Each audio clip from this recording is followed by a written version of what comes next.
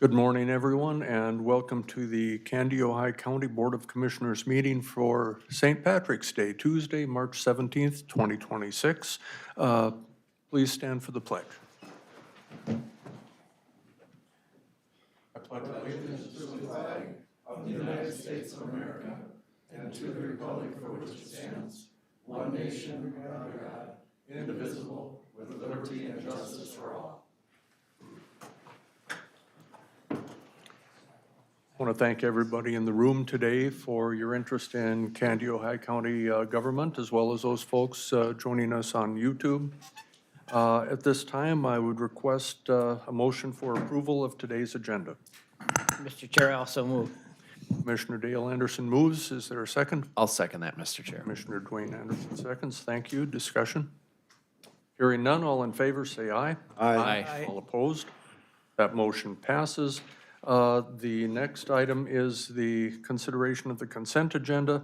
This consists of the approval of the March 3rd, 2026 County Board legal minutes, approval of the auditor's warrants and claims, approval of the human services warrants and claims, cancellation of human services warrants, and 2026 liquor license renewals. Are there any items from the consent agenda that a commissioner or commissioners would wish to pull?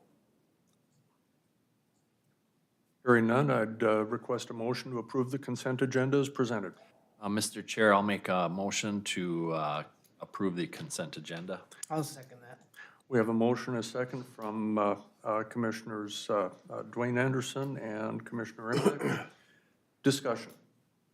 Hearing none, all in favor say aye. Aye. All opposed? That motion passes. All right. At this time, we have a consideration of Resolution 2026-17, supporting a grant application for Prairie Woods Environmental Learning Center. Jennifer Swenson is the Executive Director, and Jennifer, you're going to present for us today, yes? Yes, good Thank you. morning. Good morning, Commissioners. I'm here today to request a resolution of support for a state grant application for Prairie Woods Environmental Learning Center. Last month, you approved a resolution supporting the Environmental and Archaeological Grant application through Greater Minnesota Regional Parks and Trails Commission, and we did successfully submit that application for $50,000 and expect to hear back later this month. Today, I'm here with a second funding opportunity. This one is through the Environment and Natural Resources Trust Fund, or ENRTF, and this is administered by the Legislative Citizen Commission on Minnesota Resources, LCCMR. The ENRTF program distributes dollars statewide each year for projects that protect and enhance Minnesota's natural resources. This year, they have funding of $121 million available. The funding comes from Minnesota lottery proceeds and supports conservation and outdoor access projects across the state. Prairie Woods has already successfully been awarded ENRTF grant funds in the past for environmental education programs, so we're very familiar with the grant and the reporting requirements. But this current grant request will be approximately $1 million to support several of our Phase 1 improvements in our approved master plan. So some of those several improvements in this grant include new natural surface hiking trails and accessible routes, and a wetland boardwalk, an accessible ADA access canoe and kayak dock and launch, and then improvements to the existing yurt area, as well as drinking water station at the pavilion. Besides these identified projects, Phase 1 of our master plan includes improvements that help visitors to arrive and orient themselves at the site, so vehicle circulation and even an addition on the front of our education building that's more accessible, but those elements would be funded through a separate grant. Back to the projects identified for this ENRTF grant, I will highlight two of those projects and talk about why we would like to improve them. The first is, of course, the canoe and kayak dock, and it serves the site well and has for many years, but it is not ADA accessible, and it can be difficult for visitors It's a floating dock at the end. And so especially for larger groups and people with mobility limitations, or even water levels will impact that. So we're looking for something more durable there. But even with the current limitations of the dock, it's very heavily used at Prairie Woods. Last year, we had about 1,400 visitors who used the canoe and kayak launch.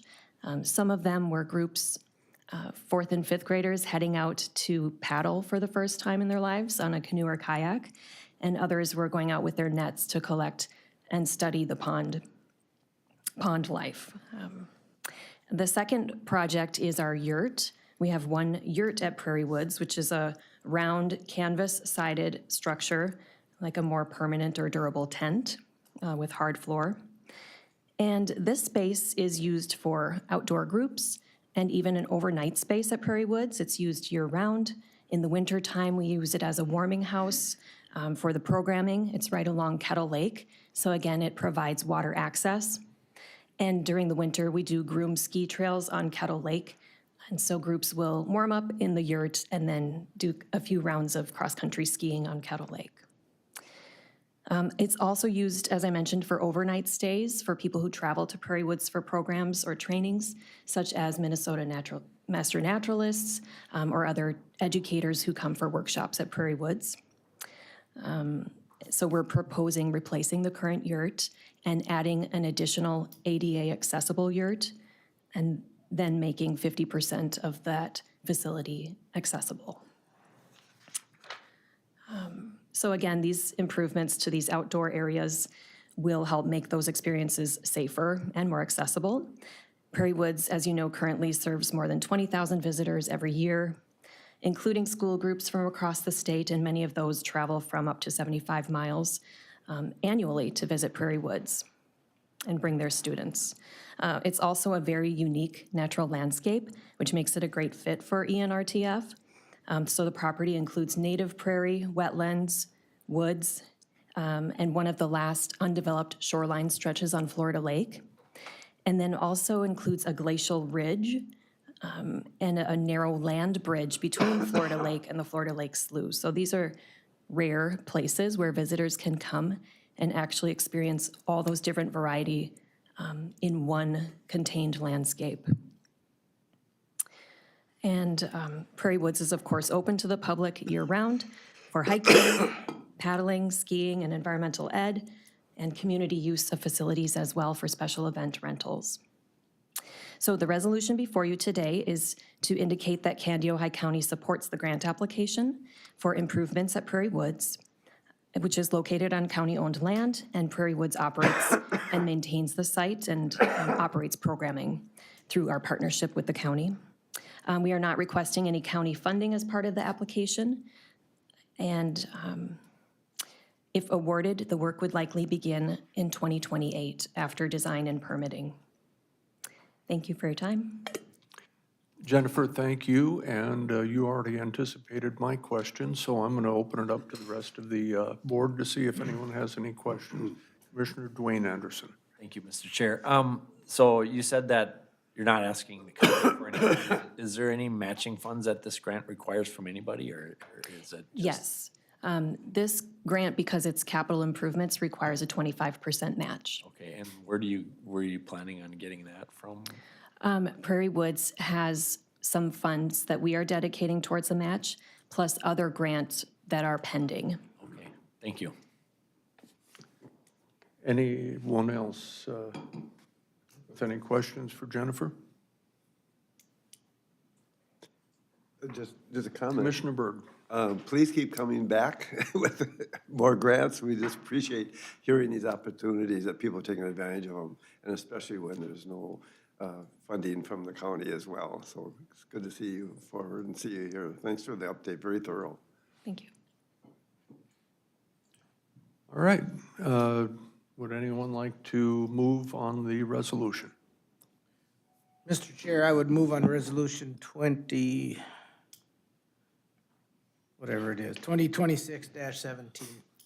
Thank you, Commissioner Mdek moves. Is there a second? I'll second that, Mr. Chair. Commissioner Dwayne Anderson seconds. Any discussion?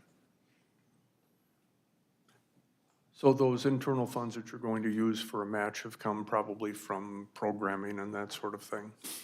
From donations and we have set aside a agency fund with Wilmer Area Community Foundation. Okay. And so lots of donations that we've received over the years and have been putting together for opportunities like this.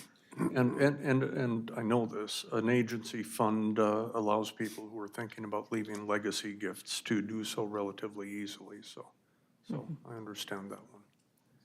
All right, we have a motion and a second to move on Resolution 2026-17. All in favor, say aye. Aye. All opposed? That motion passes. Jennifer, thank you so much. All right, do we have someone here for the next item? He's on his way, so if we want to just move past him. Let's do that, and then let's, Val,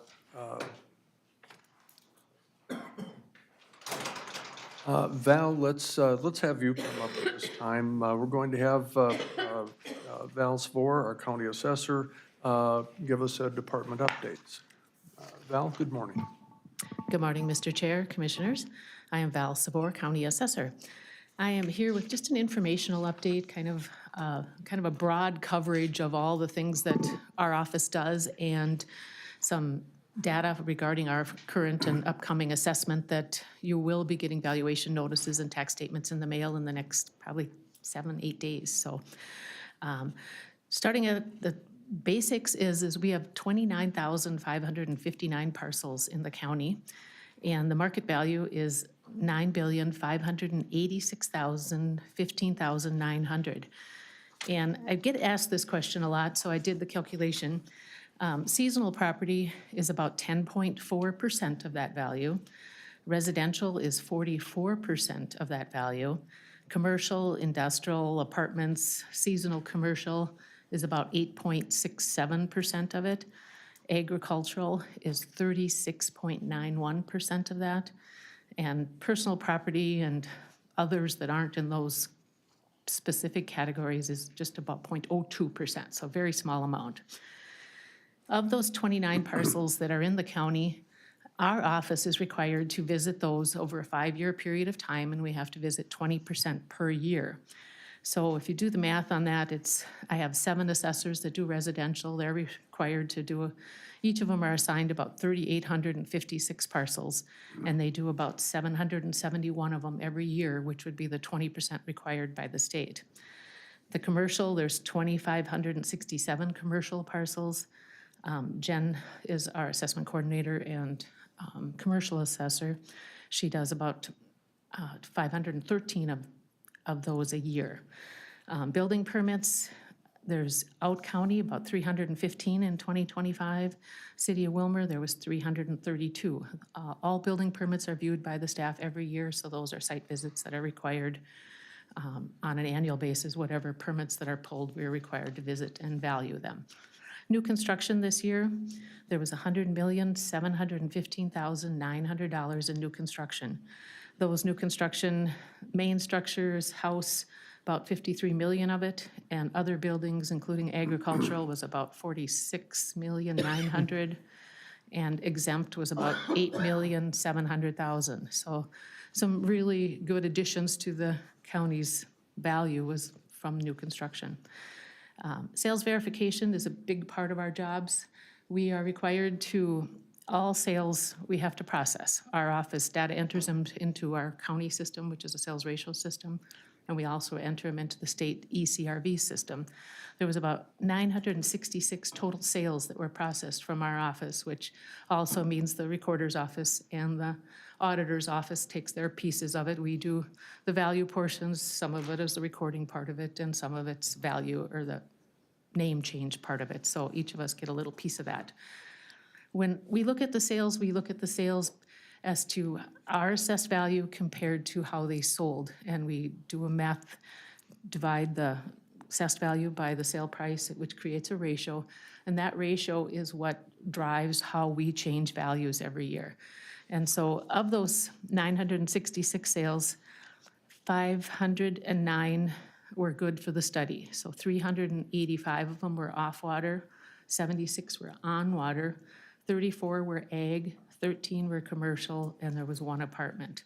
380 of them were rejected for, they could have been relative sales, legal splits, we don't consider them part of the sales study, estate sales, minimum down sales if there wasn't a standardized sales process in place, or if it was a limited warranty deed or foreclosure. There's a lot of reasons.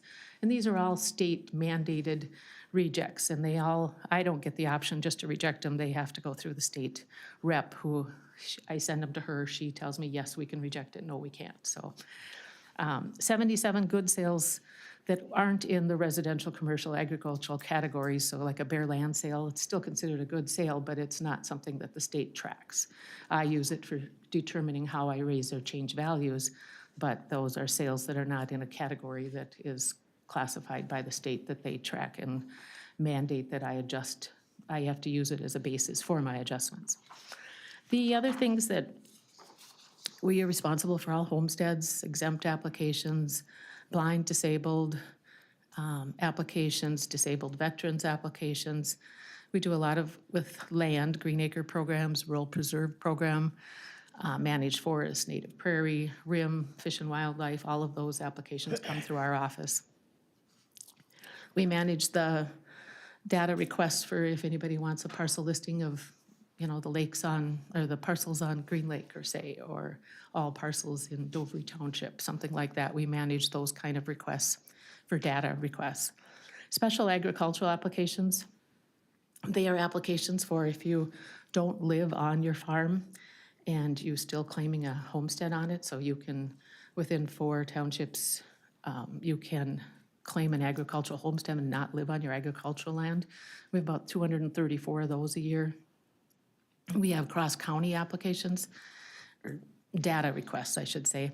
There's about 230 of them that, for 8 surrounding counties. So if your homestead starts in Kandawai County, but you own land in Renville County, your homestead carries on through those, but we have to supply the data from our county or to their county so that they get their homestead tier limits. And so we do about 230 of those a year.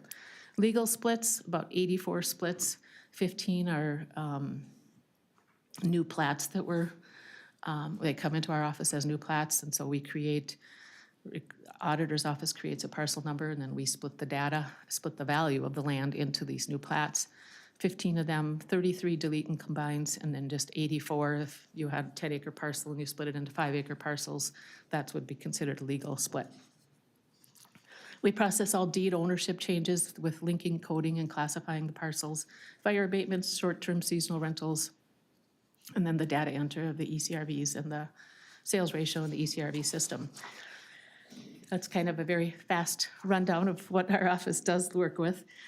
This year, as far as value changes, lakes, we're seeing several lakes that are gonna go up again, and we'll get you copies of this. Most districts, 4 to 6% was a pretty typical change as to the value this year. There was a couple districts that, you know, were 7 and one was 12%. Agricultural, kind of a little bit of a mix there this year. Agricultural, kind of 12 and north, kind of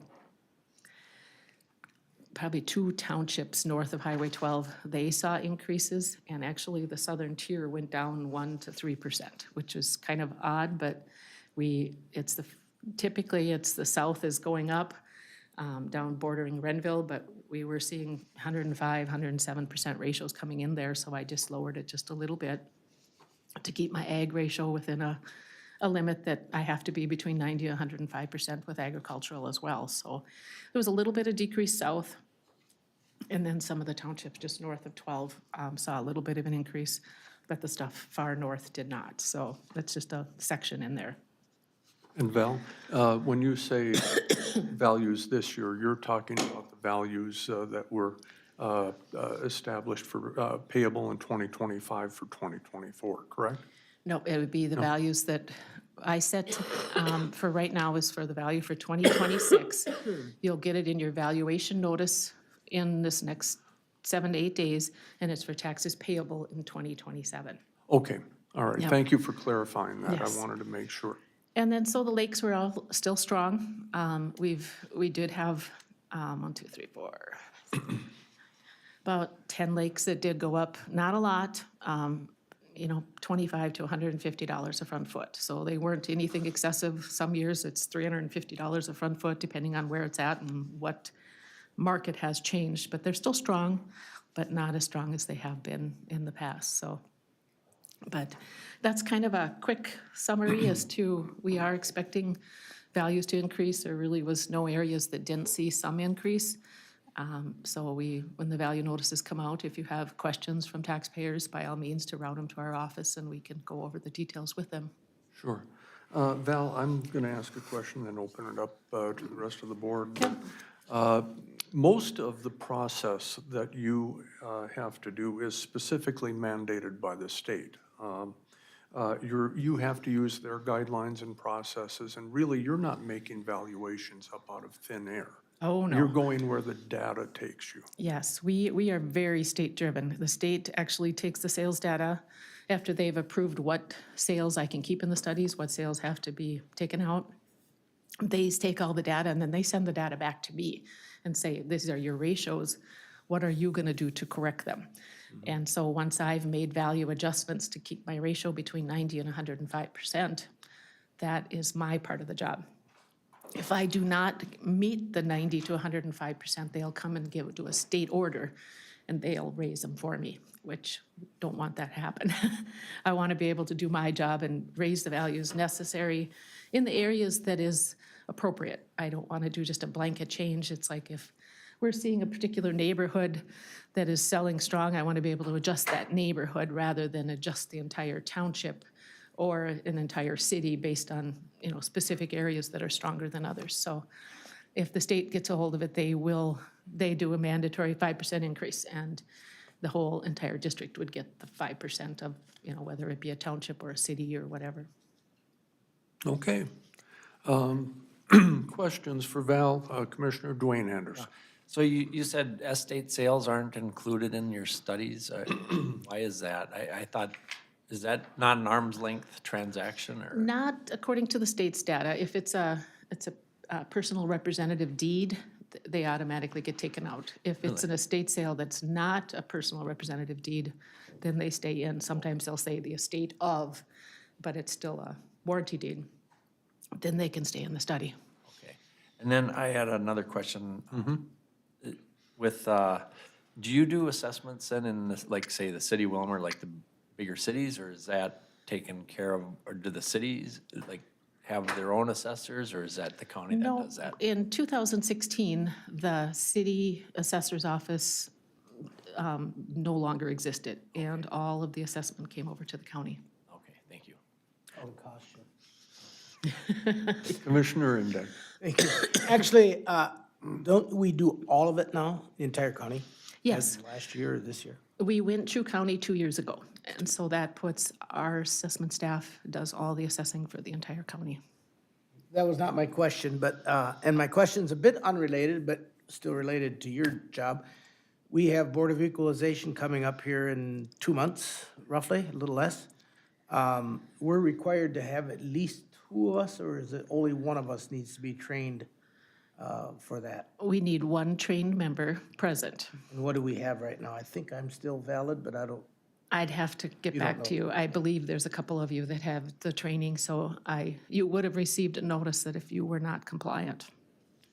I know I took it last year, so You're good for 4 years I then. think, I think there's 1 or 2 of us that Yeah. are still current. And that would be, we do the same scenario. We get reports back from the state that says who has trained members and who does not. And if there's not a trained member, then we contact them and say, you have till February 1st to get a trained member on staff or you lose your board. So for local boards and not just county board. and again, if I may? Yes. You touched on this a little bit, but if someone, when they get those evaluations next week or whenever it is, their first step is contact you, and then they must go to their local board before they can come to the county. So if you live in New London Township, you need to go to New London's board first, and then if you're still not satisfied, then come to us, correct? Yes, the local board of appeal is the first step, but one thing that everybody needs to have the property viewed prior to your ability to make changes.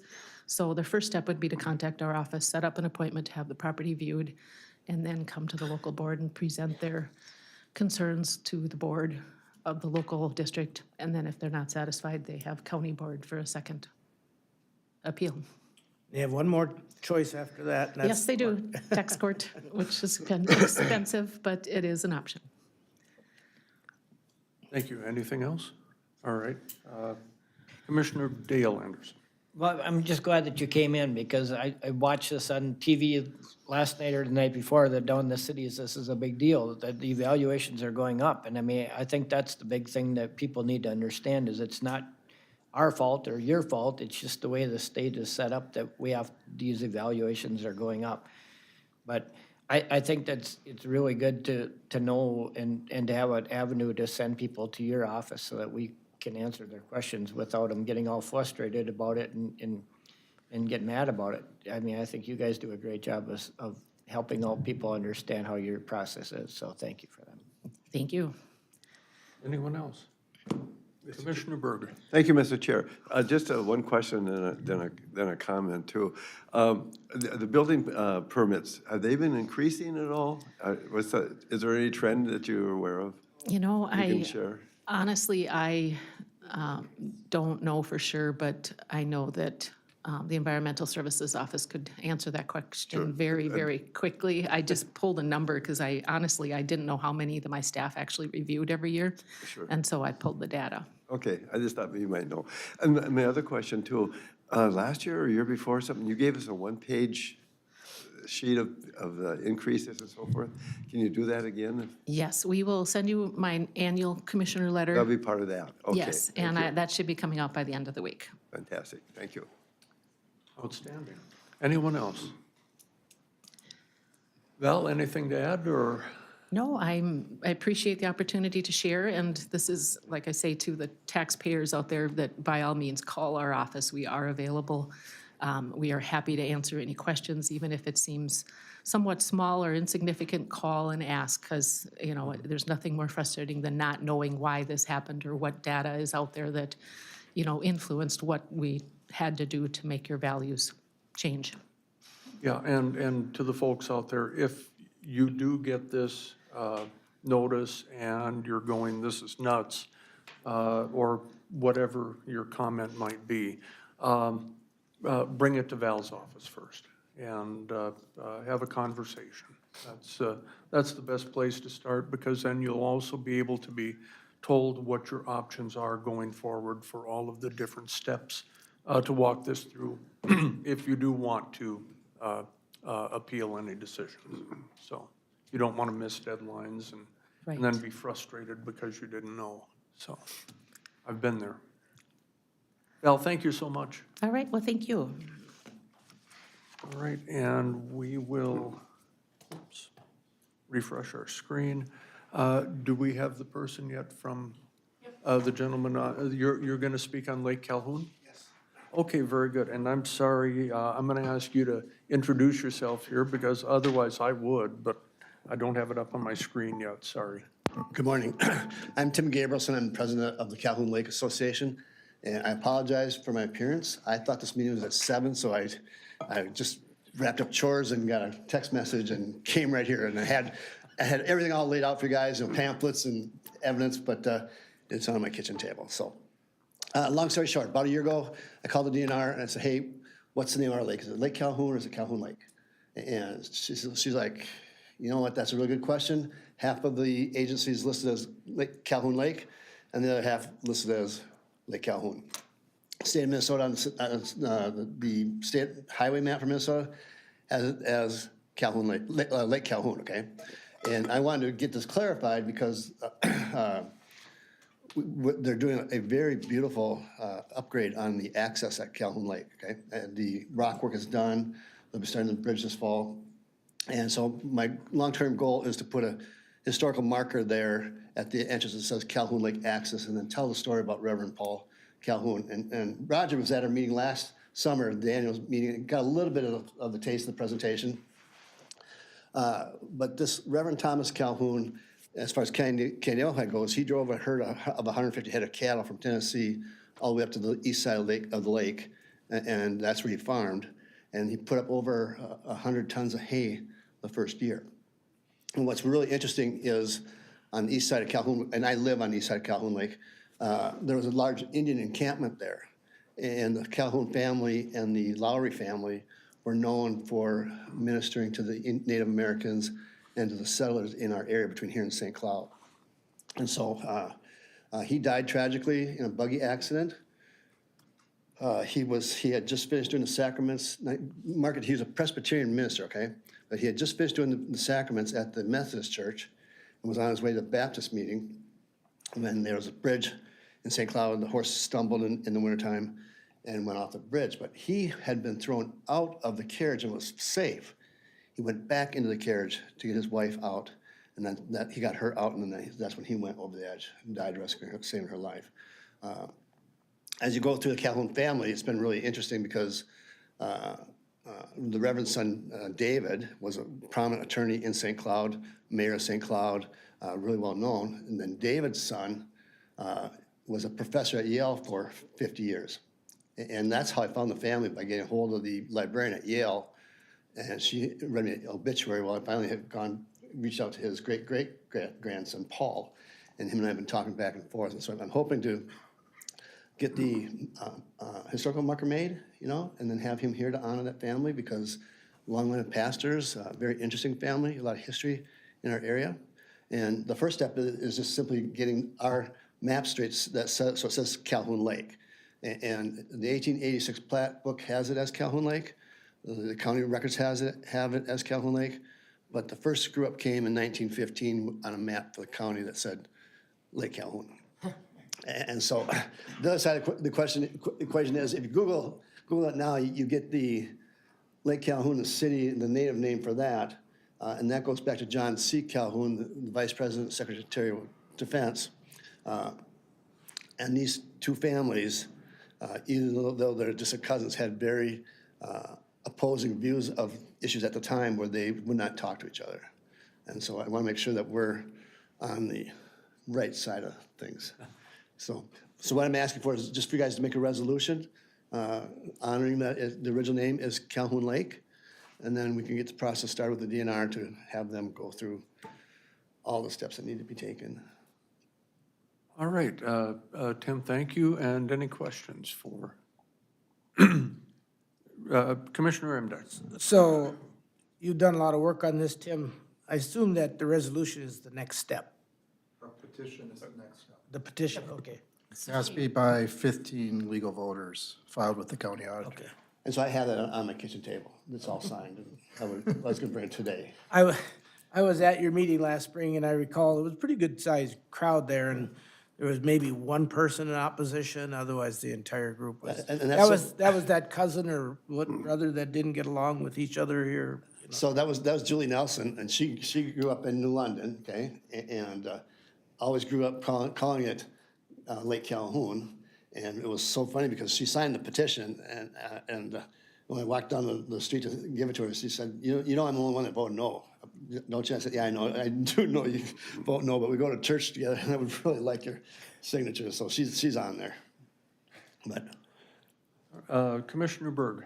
Thank you, Mr. Chair. Actually, this is very delightful to hear this. I hear the history of Kaneohe County and what's been taking place in some of the changes. And as a county commissioner, this is the first time I got the chance to even have a discussion like this. And you never know what we have to deal with. I'm wondering if there's some other lakes out there that would be having to do this down the road too?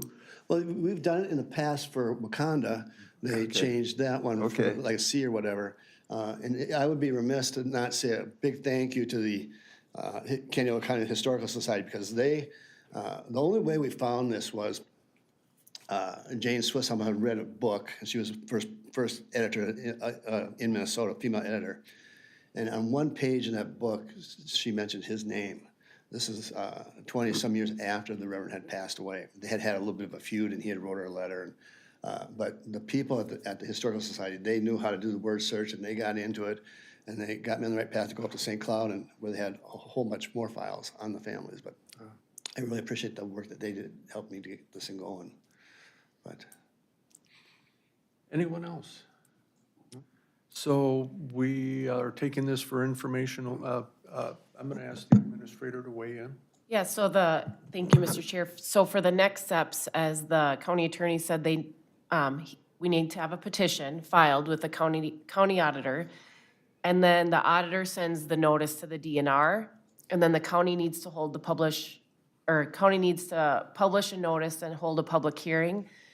And then the county board needs to approve the resolution. Then we need to send back to DNR for approval. And then we can record the name change and all of the maps and things like that.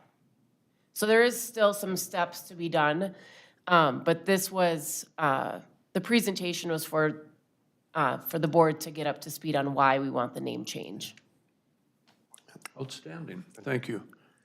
Anyone else? All right, well, we'll take that for information, and Tim, thank you for bringing us up to date on that. Thank you. Next time I'll dress We'll much look better, forward to the okay? project. It's okay. Nice Thank you very change of much. pace. Thank you very much, we'll let you get back to your regular day. Okay, thank you. See you, Tim. Thank you. At this time, I'm going to ask for Ace Bonema, our Emergency Management Director. Ace is going to speak to Resolution 2026-19, request authorization to apply for a grant from the LCCMR. Ace, good morning. Thank you, Mr. Chairman. Ace Bonmo, your Emergency Management Director. Back again concerning weather radar gaps and trying to find solutions for those gaps. You may recall I was here seeking your authority to apply for a grant from the LCCMR back in November. Unfortunately, we weren't given the opportunity to present why this is an important project. One thing that we did hear was that we've always had weather, so they didn't feel it was an emergent issue and we should follow the regular funding requests. So that's why I'm here today, seeking your authorization to apply for funding from the LCCMR. If approved, we'd be looking for a 3-year pilot project, hopefully leading to long-term solution, not only benefiting our county, but majority of, if not all of the state. I'm not going to bore you with all the details. You've heard it several times. We're just asking to apply for another grant, and hopefully somebody will get sick of me and eventually give us some money for this. So. That was succinct. Any questions for Ace? Mr. Chair, Commissioner, okay if I make a motion? Please do. Okay, I make a motion to pass or adopt Resolution 2026-19. thank you. Is there a second? I'll second it. Commissioner Dale Anderson seconds. Any discussion? Commissioner If Burke. we get the grant, any matching funds from the No, county? no matching funds. none. All right. And you're right, we do know how important this is, and hopefully we can make some headway with the legislature between now and adjournment. So, all those in favor of moving on Resolution 2026-19, say aye. Aye. All opposed? That motion passes. Ace, thank you. Thank you. All right, at this time, we'll have Public Works Director Mel Odens. Mel has about 5 items for us today, and Mel, there's some good news in here. Good morning. Yeah, there is good news, Mr. Chair, members of the board. Once again, Mel Odens, Public Works Director for Kahnawake County. So yeah, I've got 5 things. Relatively small in terms of dollar amounts, but the first one is our annual seal coat project that we do every year, weather permitting. And what I mean by weather permitting is because if we have I just want to remind the board, if we have a bad winter, the seal coat is the first one that we discard, we don't award. Then it goes to crack filling, we just don't award. And they're about, in the terms of about $300,000 a piece. And so we were feeling pretty good about awarding this a week ago. But we still feel pretty good about awarding it because I did get a summary of where we are in the snow removal budget, and we are still in the black. So we're still ahead of schedule. So my recommendation is going to be to award this seal coat project. So we did take bids on March 10th. The estimate for the project was $284,000. We had 4 bidders, and the bids came in considerably less than what our estimate was at $210,120. And so my recommendation is to award the bid to Pearson Brothers Incorporated of Hanover in the amount of $210,120.59. You've heard the recommendation of the director. Is there a motion? So moved, Mr. Chair. Thank you. Commissioner Emdeck moves. I'll second that. Commissioner Dwayne Anderson seconds. Any discussion? Hearing none, all in favor say aye. Aye. Aye. All opposed? That motion passes. Thank you. And next is chloride. So the next one is our annual chloride dust control, I guess, in terms of maybe lay terms. We do about 35 miles of road work, and we do about a total of 52 miles when we do 35 miles of straight road, and then we also do in front of residents on gravel roads within 250 feet of the gravel road. So it does amount to a little bit more than the 35 miles, but the estimate for this work was $248,400. And once again, we had 4 bidders, and we got good bids. We had a $20,000 under our estimate, and the low bidder was Knife River Corporation of Sauk Rapids.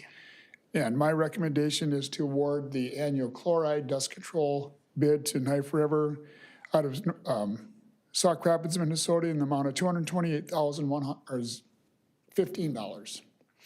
Thank you. Is there a motion? Mr. Chair, I so move to approve the chloride 26 bid as stated. Thank you. Is there a second? I'll second it. Commissioner Berg moves and Commissioner Dale Anderson seconds. Any discussion? Hearing none, all in favor? Aye. Aye. All opposed? That motion passes. And on to crack filling. So crack filling, we're only doing 8 miles this year. So what we had done for the last probably 4 or 5 years is we were doing an accelerated amount because we had not done crack filling for some amount of time. And so it's being more reduced to the overlay projects and projects that we haven't got to in the past. But for the most part, it's the overlay projects from like 7, 8 years ago is what we're hitting now. Now, we do more than 8 miles, but what we did this year is we did reduce it because of some budgetary issues. But because this, what we're trying to get down to is funding the crack filling with the gravel tax money. And this year we had $72,000 in gravel tax. And we're doing about $140,000 in crack filling. But we're trying to use that as the revenue stream to offset the maintenance because it's money we get for the gravel tax and we put it back on the road, if that makes sense. So we did up it with some maintenance funds, but once again, bids were received on March 10. We had 5 bidders for this. Aztec out of St. Cloud was the low bidder in the amount of $141,380.47. Once again, this was considerably under budget, about $93,000 under budget. So it's my recommendation to award it to Asphalt Surface Technology Corp. Or Aztec for the previously stated amount. Thank you. Is there a motion? So moved. Commissioner Emdeck moves. The chair will second. And discussion. Hearing none, all in favor? Aye. Aye. All opposed? That motion passes. Next item is a bid award for reflectorized pavement markings. Right, this is, this year we're doing the south half of the county, so basically from Highway 12 south. We divide the county up into 3 quadrants. And so what we do is we do all the state aid roads plus all the urbanized areas. So we do this year, it's everything south of Highway 12, plus we do all of we have 16 incorporated areas. The only one we don't do is Wilmer, but we do all the other towns, Spicer, New London, et cetera. So we had 2 bidders. Sir Lancelot of Edina was the apparent low bidder. It's my recommendation to award this year's striping to Sir Lancelot out of Edina in the amount of $154,500. And once again, this was $20,000 under our engineer's estimate. Very good. Is there a motion? Mr. Chair, I'll make the motion to award the KC striping contract to Sir Lancelot LLC of Edina. I'll second that. We have a motion and a second to approve the award. Any discussion? Hearing none, all in favor say aye. Aye. All opposed? That motion passes. And Mel, you have one other item for us here. So, yeah, this is the final payment and acceptance of a project that we did for Candy White Township. This is the removal of what we refer to as the wagon wheel bridge or the wooden bridge just east of town on Candy White Township. 18th Avenue, we built a new road on 18th Avenue, but it's the old wagon wheel bridge on 49th Street Northeast. So what this project took a lot of coordination with the railroad, with the state of Minnesota and the township, because to replace the bridge, which we pursued the first time, was gonna cost in excess of $3 million to get over the railroad tracks. It was considered more of a, back in the day, an access, that's why they just did a wooden structure. I think it was probably intended to not be there forever. But the railroad was willing to work with the township and the state and the county. We administer all of these projects for the township. And so we were able to get what they call a road in lieu of funding. And so what that means is that you build a new road in lieu of the bridge, provided the road costs are less than, in this case, the 3 million bridge cost. And so we were able to work with the township and the landowners and build a new section of 18th Avenue Northeast, which is about 3/4 of a mile north of the tracks, an east-west piece over to our County Road 127. So we opened bids last year on April 8. We got our 8 bidders. R&G Construction out of Marshall, Minnesota was the contractor. We completed the work last fall, and this is now we are doing the final payment, which releases the retainage, accepts the project, and then pays for some minor construction items that we did last fall. So it's my recommendation to accept the project and make final payment to R&G Construction in the amount of $17,777.22. Thank you. Is there a motion? Mr. Chair, I'll make the motion to accept the project and make final payment to RNG Construction Company. Thank you. Is there a second? I'll second it. Commissioner Dale Anderson seconds. Any discussion? Oh, I have one question. Go ahead. It was so wet last year. How did that go? I wasn't over there because I didn't want to get in their way. So what we did is when we had the June rains, we just put a suspension on the work until later in the fall. Okay. Because it's RNG Construction is a grading contractor, and they were building it on the north edge of a cornfield with no traffic. So they said, we can knock this out in a couple weeks if we just don't mess in the mud. And so there's no detours or, other than the prolonged effect of people having to go a long ways around because of the bridge being gone. It wasn't impacting any resident along the new route. So we just basically stalled the project until it dried up. And then, it was wet though. Yeah. Okay, thank you. And I think I've been told over the years that there's a little more informal name for that former bridge. That I would imagine there's some area youth that will remember that fondly or not so fondly, depending upon their Yep. experience. And we didn't even keep a piece of wood from it. Maybe so. All right. We have a motion and a second. Yes, thank you. Any final discussion? Hearing none, all in favor say aye. Aye. Aye, all opposed. That motion passes. We'll take a 10-minute recess.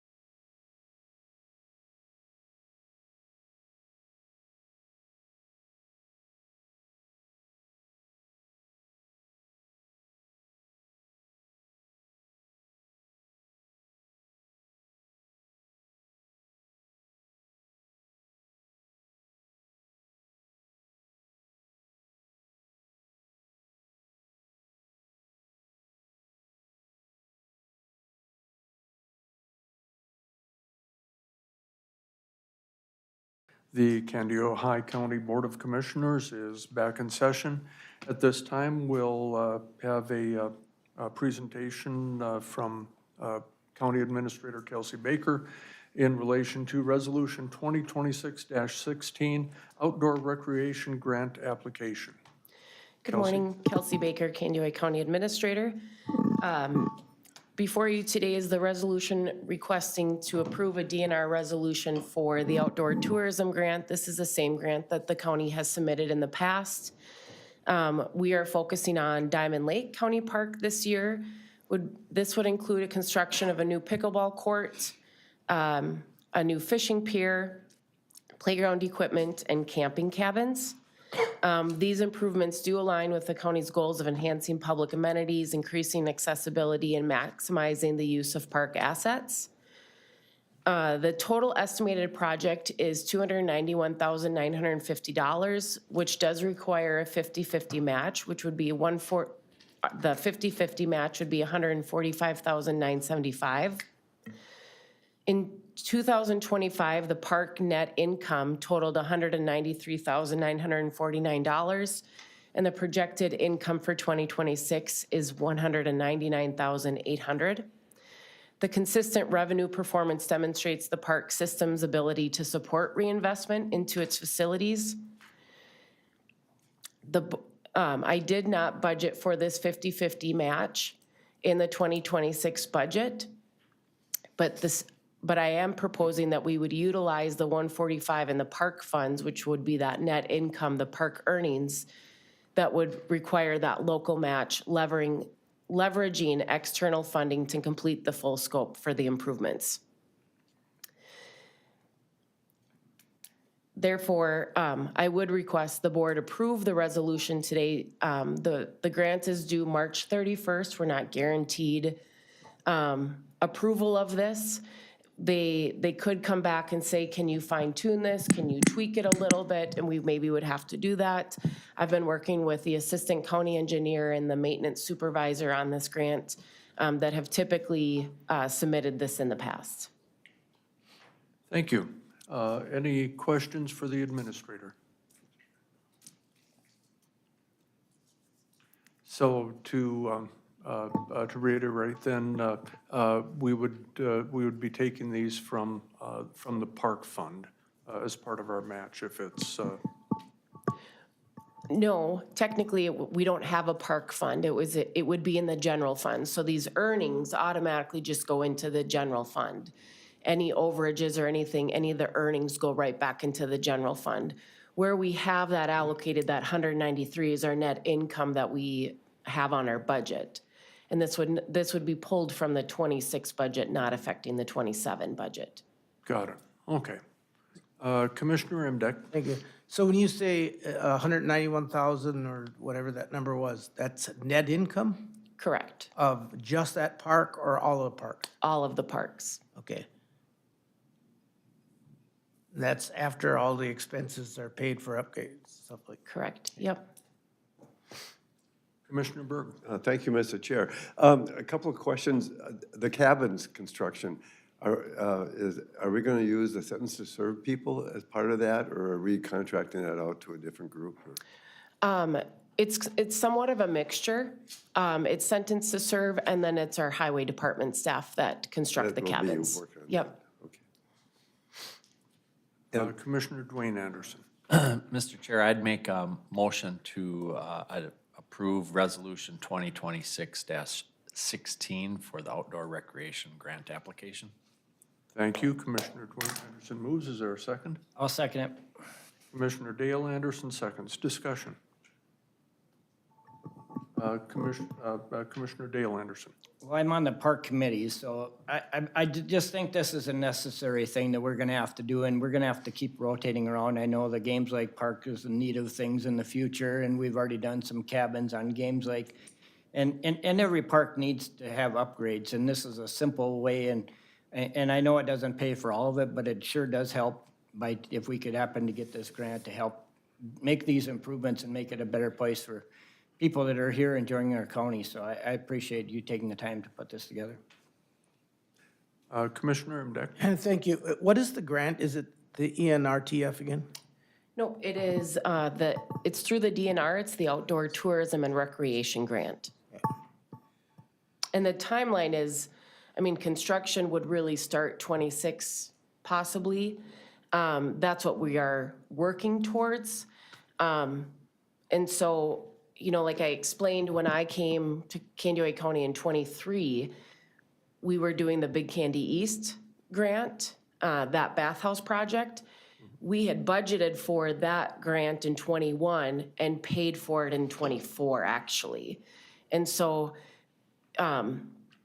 these grants take a few years to come to fruition. I think the first review is in June of this year. If we're approved or not, we submit in March, and then we have that first review in June that we would find out if we even received the grant or not of this year. And so construction then would play the following year. Commissioner Berg. Thank you, Mr. Chair. We just discussed this before, too. I still feel uncomfortable right now, you know, as we go forward. It's not good timing. Under normal circumstances, I wouldn't even question this at all. But I am questioning this, but I think we do have to go forward with this at this point. But I just not too excited about these 50-50 match grants, knowing that we have all these cost shifting taking place and the unknown with the future. And so this does it. That's a big chunk of money when it comes right down to it. That's almost a staff position. But I just want to make it known, going forward, I'm going to scrutinize these a lot more, just from my own point of view. Thank you. Commissioner Imdek. Thank you. Yeah, I share the same concerns, and we budget for a reason, and this one was not in the budget. And I don't think I'm gonna be able to support it for that reason. I do support the work, but I think it should be in next year's it should be put into the budget for next year and part of the consideration. I'm very uncomfortable. There's a lot of stress on those reserves. There's a legislator from Blaine that's proposing a law that's gonna limit our ability to raise levies to the level of inflation. If that should happen, and we should pay attention to that, if that should happen, how are we gonna pay for cost shifts, and how are we gonna maintain our budget, just internally, much less with the shifts? So for now, I'm not gonna be able to support this. I support the concept, I just don't support it in this year's budget. Thank you. Commissioner Dale Anderson. Well, my only concern is if we're not gonna do it for this, then we're not gonna do any cost shares for anything that we're gonna do. We've done it for transportation, we've done it for health and human services. So if we're not gonna do it, then we're not gonna do it for any of them. So that's my concern, is this is just as legitimate of a need as all them other things. So that's my only reason that I think that this is a very important part of what we do and a part of what our public sees. And I think that's why we really have to keep these grounds up. We don't want to get sued over somebody getting hurt on these grounds that aren't being kept up either. So that's my reason for supporting it. Commissioner Imdek. Commissioner Anderson makes a good point that we do cost shares all the time, but they're in the budget when we do it. This one was not in the budget. And I didn't see anything in there regarding safety issues. I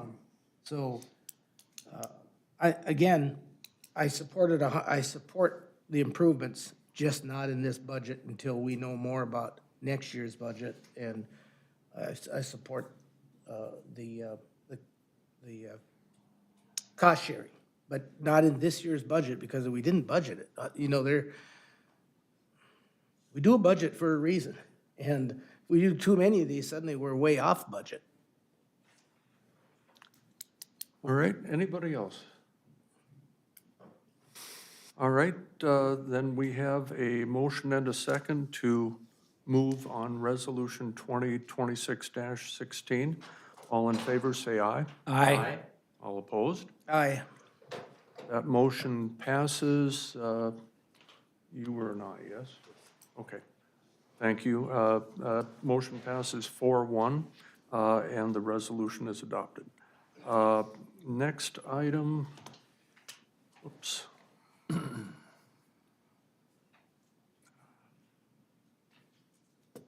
don't have a paper copy in front of me this morning. We are at our shotgun rifle discussion and direction.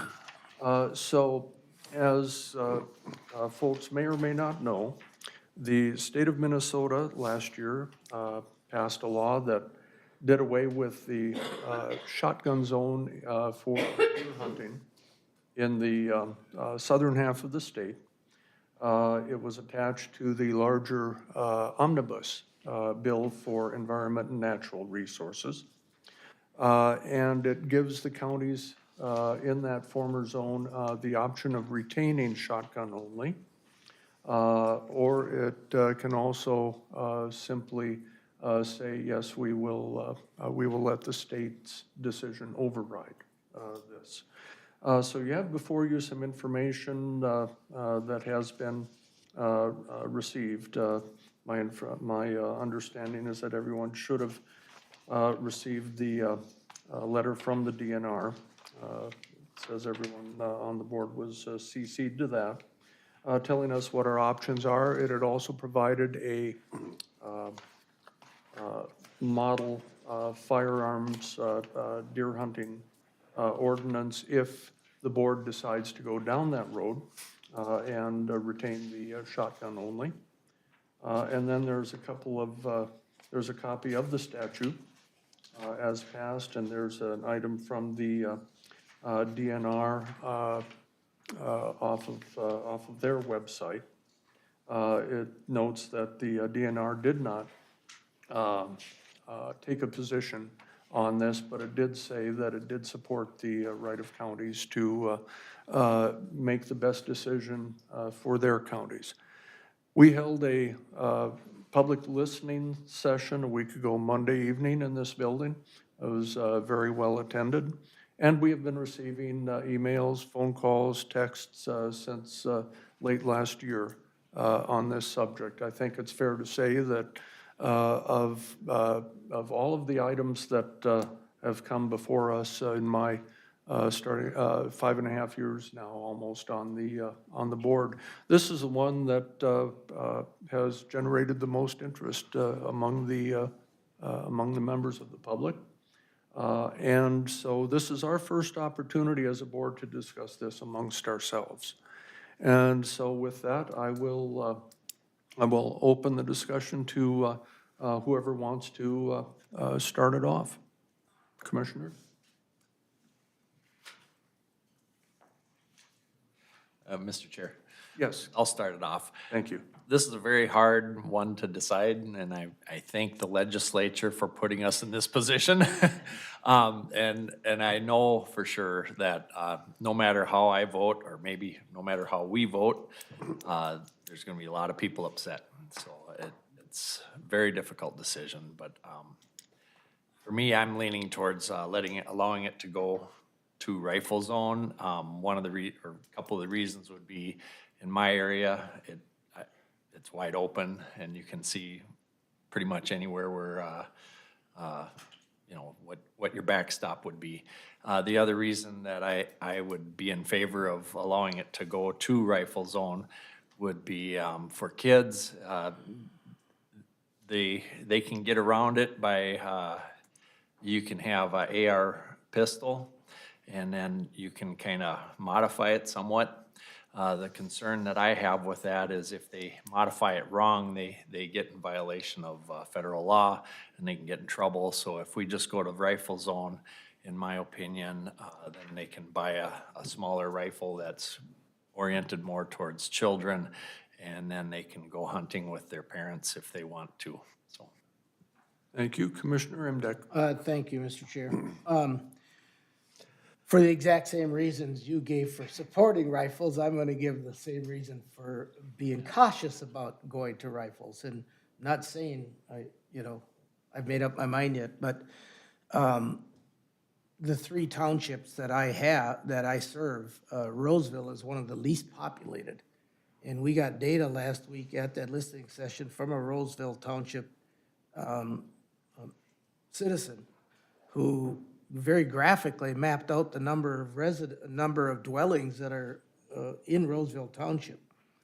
And when you consider Roseville Township with compared to Dover Township and Lake Andrew Township and New London Township and Green Lake Township, it only gets more dense by quite a bit. And the listening session, while it was valuable, was primarily sportsmen and women. They were hunters. We haven't heard from a high degree of the landowners whose homes and yards are potentially at risk with the longer direction or longer distance that a rifle is capable of. I think whether we pass an ordinance or not, I think we need to draft it so that we have the public hearing and let the public chime in on this. Thank you, Commissioner Burton. Thank you, Mr. Chair. I also agree that it might be a good idea to draft this and have a public discussion further on this going forward. This has been quite a learning curve going through all this. I sounded like it's pretty simple to decide, but we've gotten so much information and really want to thank the public and the different points of view on this. It's very detailed. There's a big impact in many different ways. One of the things I did learn was that the concerns about the safety aspect was not quite as big as I thought it was when you start looking at the numbers, you know, across the state and other states and comparing that, the safety issue. But I still think on the bottom line, there's some major safety issues because Kennewick County is a county with quite a large population in our area. And as has been mentioned already, that this changes quite a bit. When you got a 2-week hunting time, when thousands of people come out hunting, and I'm talking about thousands. And most of the hunters, as we noticed, and as I know, I'm a hunter myself, are very responsible. But you take 1% of tens of thousands of hunters out there, you're talking about thousands of hunters that are just kind of go up for a lot of, that are not, even though they have to have a license and approved training and so forth, that there's danger there. We have so many families living around lakes and out in the areas, right in the rural areas. We have, you know, a lot of people that could be impacted by this and have a lot of concerns. So I'm really cautious about going forward and just letting this go by. And I think we should have more discussion and more input as we make a decision on this. It's very unfortunate the legislation apparently was not thought through when we end up with possibility of one county has it and the county boundary is they can have a rifle and that woods goes into the other county. How do you manage all that? And it was not thought through some legislation and that would be put on the county's lap. I do appreciate the legislators and the governor thinking, well, we should have input from the county and they should have some say in this. And I do appreciate that. And I will take advantage of that say when it's given to us. But it's this is not the kind of legislation I want to really make that decision on. Thank you. Commissioner Dale Anderson. Well, I'm with Dwayne. I think I want to thank them for making it miserable for us as county officials because it really is. I mean, like Steve said, this is probably the biggest thing that I've gotten emails about and phone calls about. The one thing that really, I've mentioned it to everybody that's called, and I think that's probably the thing that maybe I'm hoping for in the future that will get done, is when I mentioned that if they would have made the law a 3-shell limit with a bolt-action rifle, even the people that are very concerned about safety say, you know, I could live with that. If that would have been part of the law, I could live with that because everybody would have to think and look and before they took that next shot. And I think and hope that would be maybe something that our legislative people would look at is a change to that law. But I think it also goes back to if we do, and I'm not saying I'm where I'm at yet because I am really torn about this, which way I should go with this. But if we did go to rifle in our area up where I am at least, or in the whole county, I think the biggest thing that we have to do is go and talk to our neighbors and have the conversation about where houses are and where deer stands are and where people are going to be sitting and really have that conversation about where things are that we have to be careful for because it is a safety thing. Totally agree with what has been said here. But yet, we as hunters are obligated to do that safety thing. And yeah, there's always gonna be that chance somebody's not gonna think, and that's the same thing with no matter what we do. But I think if we take that effort of talking to our neighbors, the biggest thing that scares me, and I said this to Steve when we came in this morning, the biggest thing that scares me is this open public land, because you have no idea who's gonna be out there in that public land, and if your land butts up against that, that does scare me.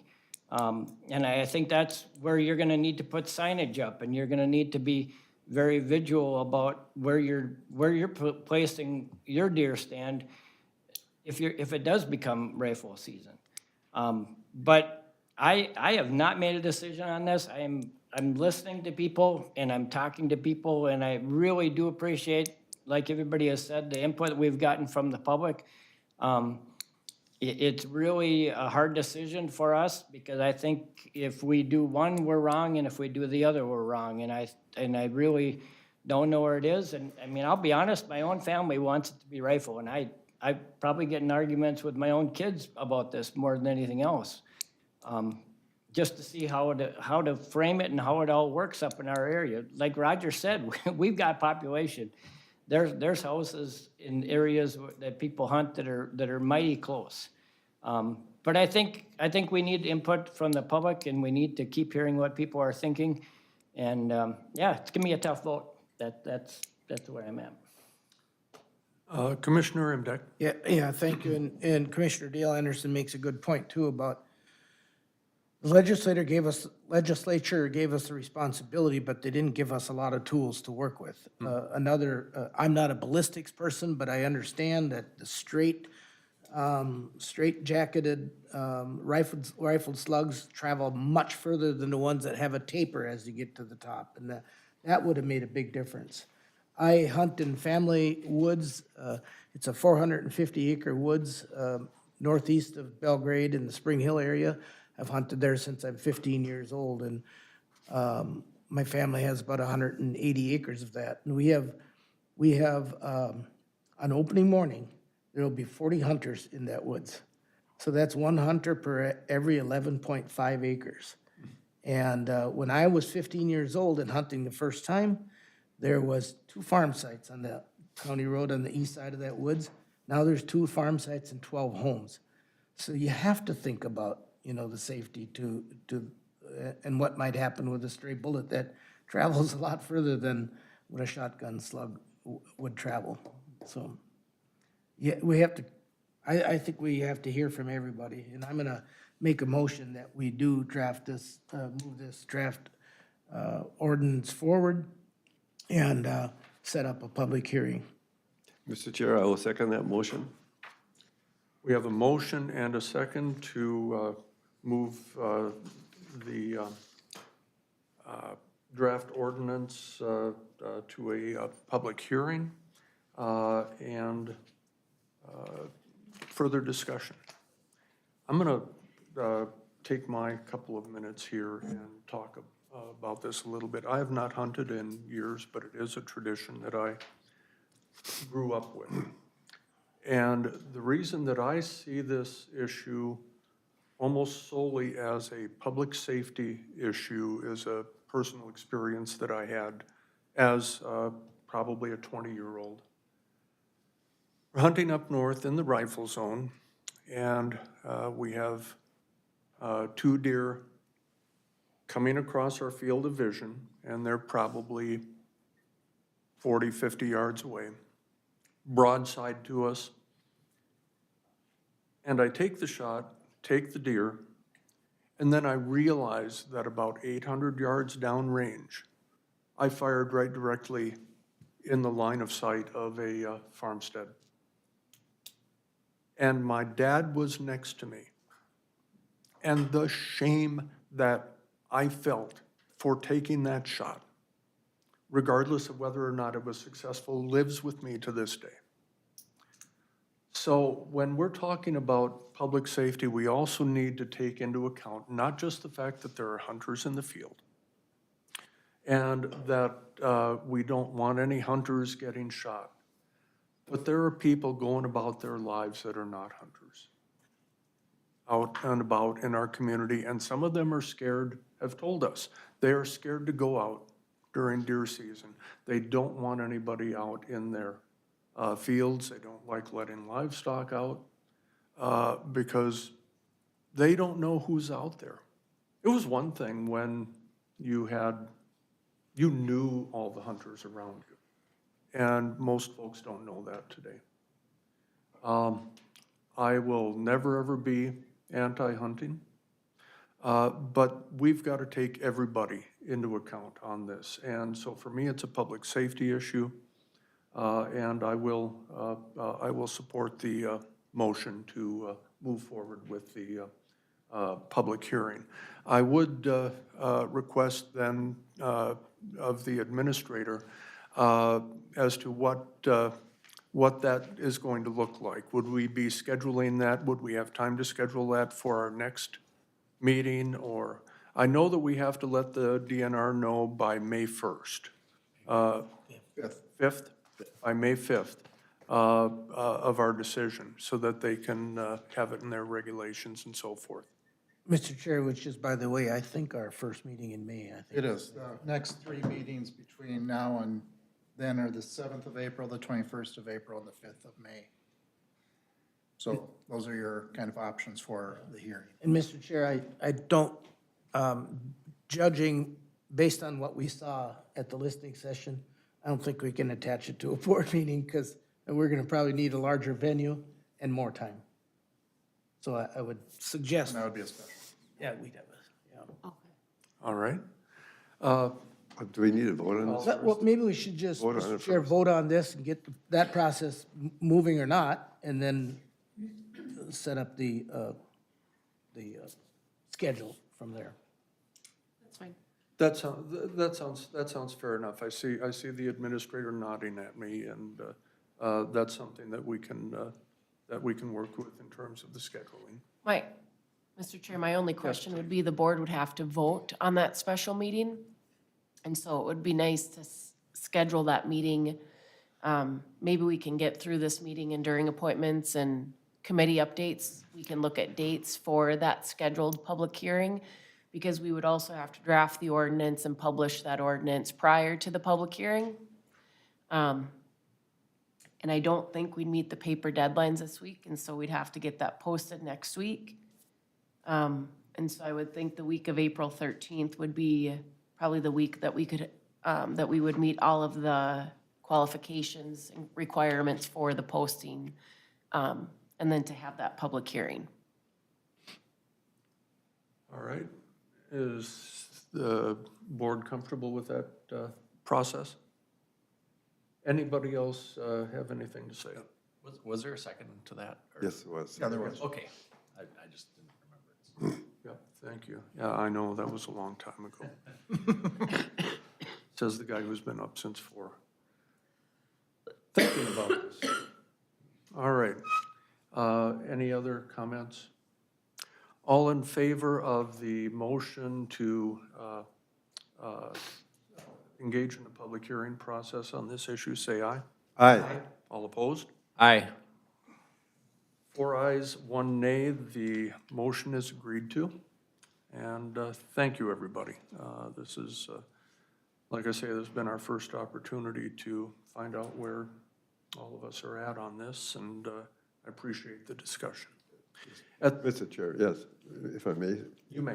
Thank you, Mr. Chair, and this is going to go to a public hearing, so actually at this point, you know, this, because you vote a certain way, maybe in where you're leaning, but I do want to hear from the public again as we to make a final decision. That sounds fair enough.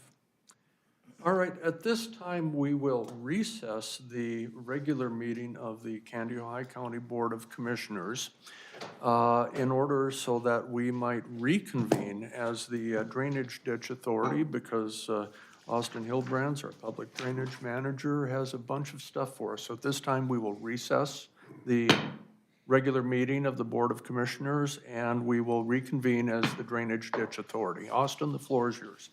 Morning, Mr. Chair, board members, Austin Hildebrands, the drainage manager.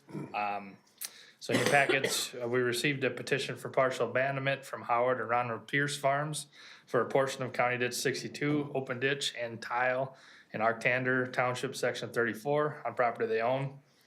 And it meets the requirements of Minnesota Statute 103-806. So the next steps would be to schedule a public hearing for that partial abandonment. Tentative date scheduled with our attorney and with Kelsey is April 21st, 2026 at 9 a.m. at the beginning of that county board meeting. Thank you. Any questions for Mr. Hilbrands? Is there a motion then to schedule the public hearing? So move, Mr. Chair. Thank you. We have a I'll second motion it. and a second. Gail, did you second? Yep. Oh, okay. I'm sorry, I turned my head late. Any discussion? Hearing none, all in favor of the motion to schedule the public hearing, say aye. Aye. All opposed? That motion passes. Thank you. Perfect. Please continue. Next on the agenda would be the meeting minutes from January 15th. I would seek a motion to approve the meeting minutes from January 15th. So remind us, I think there was just 3 of us on this board that were part of that, correct? Correct, yes, that should have been the county ditch 7. County ditch 7. And then joint ditch 3 and county Yeah, ditch let's 7. pull it up Yes. here. Yes. Yep, that would be the final hearing for the consolidation of County Ditch 7 with JD7 and JD3 laterals. So there were 3 of us there, but of course, the entire board can take action on this, yes? Mr. Chair, I so move to approve the minutes. Thank you. Is I'll there a second that. I'll second it. Thank you. Commissioner Berg moves and Commissioner Dwayne Anderson seconds. Any discussion? Hearing none, all in favor say aye. Aye. All opposed? That motion passes. Thank you. Perfect. The next item on the agenda would be the meeting minutes from January 20th, 2026, and that was the annual drainage levy. Thank you, and I will move the approval of the minutes for that meeting. Is there a second? I'll second it. Commissioner Dale Anderson seconds. Any discussion? Hearing none, all in favor say aye. Aye. Aye, all opposed? That motion passes. Perfect. Next on the agenda, we have Resolution 2026-18. This is to reconfirm and ratify the Meeker-Candioi County Joint Drainage Authority for Meeker-Candioi County Joint Ditch 17. This confirms selection of the joint board, determines selection of members of vacancy to fill vacancies, and designate a majority county. So this board was originally set in the 1990s. Meeker County reconstructed their districts and there was a little bit of discrepancy. So Kale would like us to, our drainage attorney would like us to reconstitute this board, so. So there's a sister resolution being passed by Meeker County today, and this would appoint Candioi County District 5, which is what has been for JD 17. Thank you, and so you've heard the recommendation of staff. Is there a motion? I'll move, Mr. Chair, Resolution 2026-18. Second. You, and is there a second? Yes, second. Commissioner Mdek seconds. Discussion? Commissioner Berg? Just a question, Mr. Chair, do we have to do roll call votes on these? I don't think so. No, everybody's here in person for this one, so. Okay, thank you. And this is appointing Commissioner Dwayne Anderson. Yep, Commissioner Dwayne Anderson and District 5 for future vacancies, so. Right. All right, very good. Anybody else? All in favor, say aye. Aye. All opposed? That motion passes. Thank you. Perfect. And The next thing on the agenda would be a discussion on redetermination of benefits that we have left. So if we could pull up on my computer here. Sorry.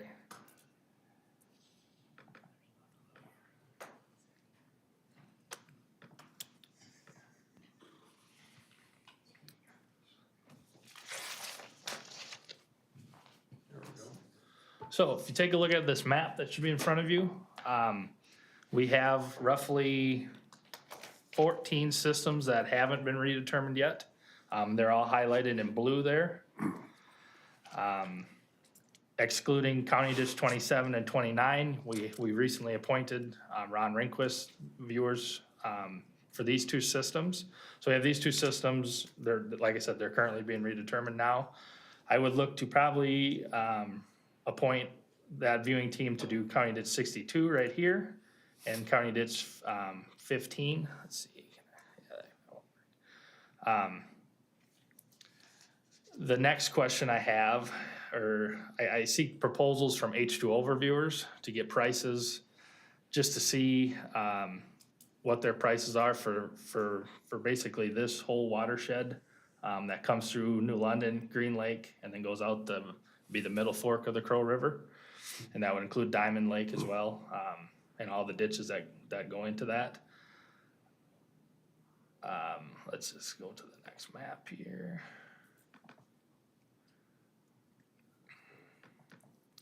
That's better already. So we are zoomed in here into the northeast part of the county. So here's Atwater, here's Spicer, here's New London. So this would be this area here would be the estimated watershed for these systems. So the county systems I highlighted in red for you, and the blue systems would be joint systems that we could add on later. So I did get proposals from H2O reviewers. They did come in higher than I was hoping for so this watershed's about 100,000 acres. H2O reviewers is a viewing team that I've used. I don't think Canada County's ever used, but other counties have used it in the past. They do charge by the watershed acre and not by the hour. So the viewing teams we've been using have been charging by the hour. These guys charge by the watershed acre. So we're at, for this black watershed line, we're at 100,000 acres. So their price they did give me for this estimate would be at $3.99 per acre. So for a total of $425,000 to do this redetermination for these. I think there's 6 systems in there. If we add on the blue systems later on, these are joint systems where Canada County is not the majority. They would drop the price down to $3.89. So I did pull up the prices that we got for when we did the western part of the county. Like I said, those viewers charge per hour, but if we run the rates back, it does come out to be $1.69 per watershed acre. So there is a significant difference there. So my question for you guys, is this something that the board would entertain for the county systems highlighted in red here? That difference, I guess, is just having a discussion on that. So not being a ditch guy, I'm gonna probably ask the dumbest question of the morning here. I mean, is this anything that is out of the ordinary? I mean, to me, this is maybe one of the most important watersheds in the entire county. If we're talking about the combined impact on ag and tourism.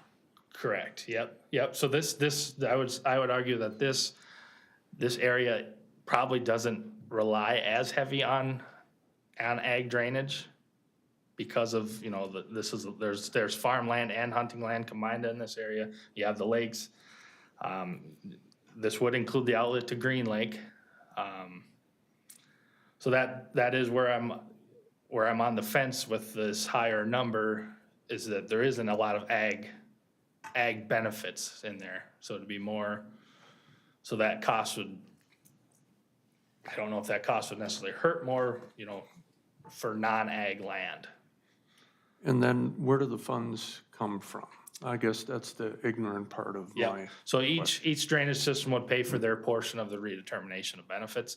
Just to get an estimate, I had to give them a group of them in that watershed. So it'd be good to do all these at one time, because they're all in the same watershed, so. Okay. Yep. Thank you. Commissioner Imdahl. Thank you. Just from your experience and your knowledge of the area, would there be much of a change with the redetermination of benefits? In other words, is there a lot of drainage going into these systems now that has never been, and either way, it's gonna get Yep. it'll get rectified. Yep, so it would increase the watershed sizes for these, including everybody on Green Lake and Nest Lake through New London. Those people, or those landowners are not paying any benefits to County Ditch 20, which drains Green Lake.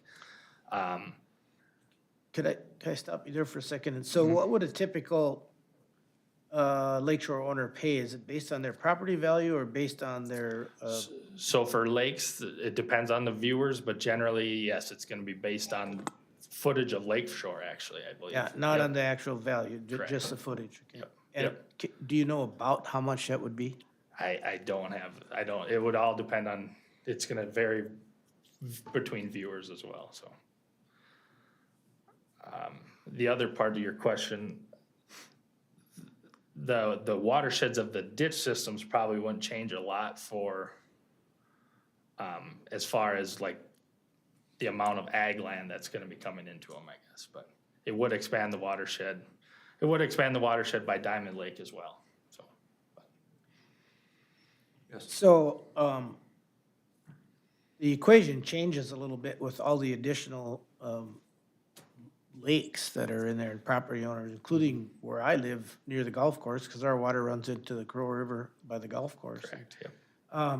But,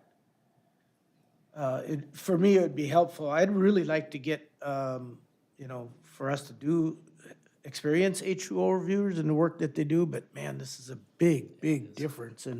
Right. And if you've got a small number of people paying the bill, I mean, it's not a small number of people. That's why I'm curious what a typical homeowner on Green Lake would pay for. I still think the ditch people, the people on the ditch are gonna pay far Yes, and away the the biggest peop- amount. Yes, the people on the drainage system pay the most, for sure. Commissioner Dwayne Anderson. So what does H2 overviewers offer that justifies that higher expense? I mean, if they were close, I'd be willing to try them, but I wonder, what are we getting when we hire them? Yep, so they do the physical viewing just like the other viewers, the same tabular report. The only thing is that the landowners get an individual parcel map, sent to them directly. So it has the whole watershed, and then it has an individual parcel map. And then it also makes it a little bit easier for us to do splits on the back end, as in my department, I guess. And also included in this price would be the mailing of the property owner's report, but the county still has to mail the notice, which is just another piece of paper than the property owner's report, so. Technically, they mail the map then too as well. Would there be a savings that way, or? A little bit, yes, yep, So it's kind of a little bit of a cost shift. yep. Commissioner Dale Anderson first, and then back to Commissioner Rimd. I personally think it's too much of a difference. I mean, if we can get it done the other way for a third of that, why would we spend that kind of money? I know it's a lot of work for whoever's gonna do it, so maybe that's where you were going with it, Austin, but I just think that's too much of a difference. I mean, Okay. it just gets to be a lot of money for the people that are right on them ditch system staff to pay. Because it's gonna affect it, it's gonna be expensive for whoever's in them areas, so. Correct. Commissioner Rimdeck? Thank you. Is there any issue of timing and availability here between the two firms? So And what is the timeline for wanting to get this done? Correct. As of right now, the only ditch in this map that you're looking at that has an issue that I would like to get done is County Ditch 37. So we could appoint the other viewers to do County Ditch 37 only. That's this one right here. There's a clean out pending on that one. And then it would probably be, pushing another year before we could appoint them to do the rest of these in in that Diamond Lake, east of Green Lake area, so. And how many acres would that take out of the total number of acres? I would say about a quarter. So it would go down to about 75,000 acres.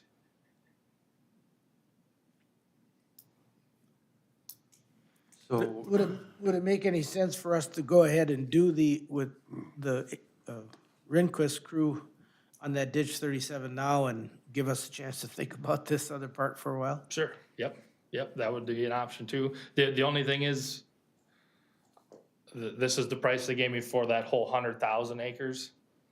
So if we start shortening, I think their prices do go up from there, so, once we take away acres, so. But yes, that is an option, so. And you're looking for action today? No, this was just a discussion, before I had Kale draft us and spend money drafting us, to appoint viewers. I wanted to have a discussion with you guys and see kind of a consensus on where we wanted to go, so. So perhaps you could get that information for us of what it would cost us per hour if it's not the entire project from. Sure. Yep, so yeah, the other viewing team, they they could probably give us an estimate, but they don't give us, it varies on what they have to deal with when they're doing the viewing process, but just based on what we had previously this year, that's what the number that it came back to, so. But yes, I can definitely ask for an estimate, so. Commissioner Dwayne. All right, my question then is, who is able to do it? I mean, are any of them backed up enough where they can't get at it right away, or is it something that, can they both do it right away, or? Yeah, H2O reviewers they said they could have this done in about a year, everything highlighted here. Ron Rehnquist, like I said, is doing County District 27 and 29, and I plan to appoint them for County District 15 and 62, which are over in west of Norway Lake there. But I assume they would have no issue doing County District 37 either, so. And then the systems east of Green Lake would have to be pushed back at least another year then. And then after that, there is a few systems with Meeker County, Stearns County, and then a few in the southwest that we have to do, but those are all small systems, which have decent amount of benefits already, so. Price difference seems pretty high, Sure. Commissioner Berg. Oh, thank you, Mr. Chair. Really, just a comment. The three commissioners that represent that district, I'm relying and I'm looking forward to hear, as much from you going forward on this and making decisions, and wanting to support, since this is your district, that's going to be impacted financially quite large. So I appreciate this conversation. Commissioner Emdek. Yeah, just to be clear to Commissioner Dwayne Anderson's question about, so Rehnquist crew is doing 27, 26, 27 and 29. 29, and another one you mentioned. 62 and 15, yes. Yep. So that, they could work 37 in a reasonable amount of time with the other ones. Correct. They will be right in this area, on the western side of this map. Yep. All right. So, All right, anyone else? You have a good sense of the board's direction? yes. Yep. Appreciate it. All right, very good. Do you have anything else for us today? That's all I have. All right. With that, then, I would entertain a motion to adjourn the meeting of the Drainage Ditch Authority. I'll second it. Okay, I made the motion. Thank you. A motion by Commissioner Dwayne Anderson, second by Commissioner Emdek. All in favor, say aye. Aye. All opposed? That motion passes. And we are still in recess from the regular board meeting. Does anybody need a break before we go into report outs? All right, then let's reconvene as the Candidates County Board of Commissioners. And we will, I believe we are at report outs at this time. Mr. Commissioner Chair, Emdek? should we tackle the schedule for the public hearing first?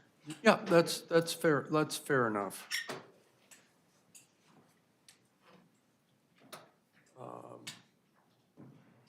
Kelsey, what again are our options here? What was the timeline you were laying out? So I'm thinking if we can get it posted I'll draft the ordinance this week, we can get it posted next week. It'd be the week of the 13th. It'd be 1, 2, 3. I'm wide open that week.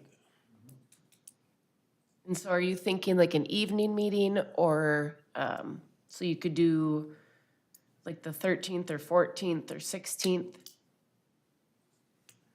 Is that Holy Week?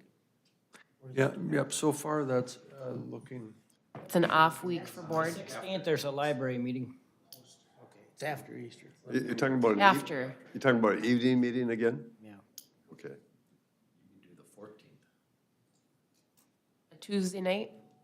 that seems pretty good to me. I'm just, What time are you thinking? 6? 5:30 again? No? They don't have to be there at the beginning if we make it long enough for everybody to. Last one went from hour and a half, didn't it? Yeah. Yep, yep. So 5:30? Yeah, I'm fine with that. I'm just bringing up my personal phone to see if I got, whoops, see if I got anything there is all, so let me give that a quick peek. 5:30 or 6? I guess I can go with either one of them. I'm just wondering, I'm guessing it's gonna be kind of long. And so I think that's gonna, we start at 5:30 and yeah, we can't put an end time on it because everybody has to have the ability to. On the 14th? Yeah, let's do Yep. Yep, because I need to post that in the ordinance of when the public hearing will be. And that'll be in the multipurpose room. Yes, we'll book that. You need to check I'm just that, Kelsey, that it's open. still double check. No, because you guys always trump the rules. Yeah, that's gonna work for me. So April 14 at 5:30, and we wanna have this downstairs again, or? Yep, like I just said to Commissioner Imdig, the county board does always trump if someone else is in there, but we'll work out those details, but we can plan on being in the multipurpose room. All right, very good. So then, do you have anything else for us of note, upcoming other meetings or anything like that? No, just at the road and bridge work sessions next Tuesday at 8 a.m. over at Public Works. Okay. What day? March 24th at 8 a.m. How in the world is that not on my calendar? There were 2 invites sent out. Really? Yep. And then April 7th, we have the public hearing at 9 a.m. for the no wake zone ordinance. Excuse me. Might have been the migration of our stuff. That could have been. What day was that again? March 24th. 4th, yeah. And then the next board meeting, April 7th, we have the no wake zone ordinance public hearing at 9 a.m. Then I'll get this scheduled for the 14th. All right. Hang on just a second, I'm punching numbers like here. you, I don't have 8 or that 8:30 on on there that. yet either. Was that 9, wasn't that at 9 a.m.? And the other public hearing on the no wake zone, that's in conjunction with their next board meeting. Yep, at 9 a.m. So we don't need to put it, And I have not received anything written. all right.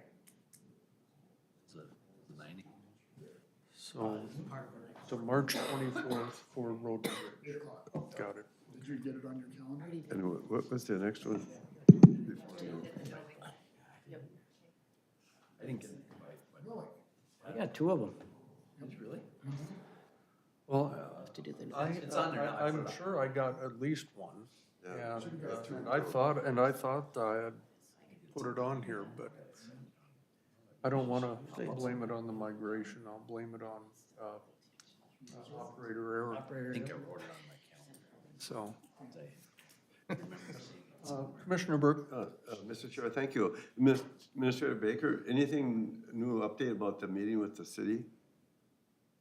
The intergovernmental meeting, you mean? Well, no, the joint county. Oh, sorry. Yes, I spoke with Leslie last week. And I spoke with Representative Baker last week as well. I believe he did introduce the bill. There's been no movement on it, but as of right now, she would like to wait a little bit to see what session happens. or they do. And so we're gonna postpone that. Oh, okay. So, yeah, because there's like 4 days where your save dates Yep. open, so I can Yep, take those out. thank you. Thank you. I was gonna mention that. Thank you for reminding me. And then one that I do have on the calendar would be next Monday at the Wilmer Conference Center, and that's the Township Association Annual meeting that we've been invited to, so. We have quite a few staff that are doing presentations. They've also asked Caroline Kahn and myself to do a presentation on the human services legislative updates, and specifically to the SNAP benefits. So we'll do a short presentation as well. Okay, very good. Anybody else have anything that is coming up? I know we do have those of us who are attending the AMC Leadership Conference, that'll be the 25th, 6th, and 7th. So, all right, well then, if everybody's okay, Roger, are you still punching stuff in? Well, I just discovered I lost my calendar that has already taken place. So I was going to, I gotta go back downstairs to hopefully restore that. But I think I can remember what's happened since, as I do report outs, but If you can, you're a better man than I. I'll hit the highlights. So, Roger, would you be able to lead us off in report outs? Thanks for that pressure. So, yeah, I can't really go the 2 weeks prior to the last meeting, which I missed because I was in Washington DC. So we'll start with Washington DC. I thought we had a very, very productive experience out there. First of all, NACO is very much like, NACO Legislative Conference is very much like our AMC Legislative Conference, only, the platform is determined nationwide. But I think the highlights for us were the visits to there's 2 things in transportation. That's the policy committee. Same thing there. You have a policy committee that you can attend.